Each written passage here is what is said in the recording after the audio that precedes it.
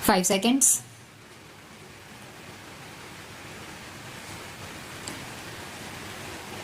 The girl had expressed a marked reluctance to stay with her father.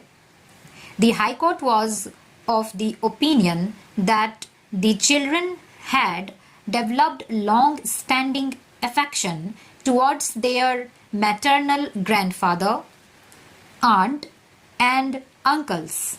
It will take a while before they develop the same towards their stepmother. The sex of the minor girl, who would soon face the difficulties of attaining adolescence, is an important consideration, though not a conclusive one. She will benefit from the guidance of her maternal aunt if custody is given to the respondent, which the appellant will be in no position to provide. Further, there is a special bonding between the children, and it is desirable that they stay together with their maternal grandfather, uncles, and aunt. In case of custody of the minor children, the family law, that is the Mohammedan law, would apply in place of the Act. Considering the provisions under Section 353 of the Mohammedan law, the High Court had held that the preferential rights regarding the custody of the minor children rests with the maternal grandparents.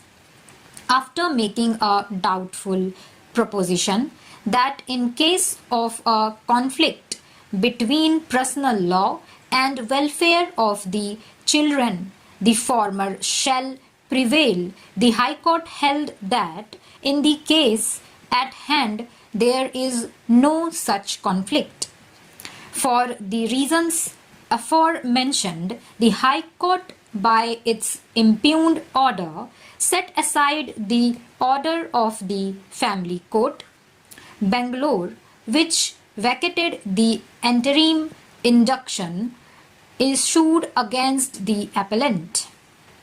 It is this order of the High Court which is challenged before us by way of special leave petition, which on grant of leave has been heard by us in the presence of the learned counsel appealing on behalf of the parties. It was the contention of the appellant before us that the Act will apply to the present case because there is a conflict between the preferential guardian in Mohammedan law and the Act. It was pointed out that while deciding the custody of the minor children, the welfare of the children had to be taken into consideration and that it was guaranteed by the Act. They have placed their reliance on a case of Rajasthan.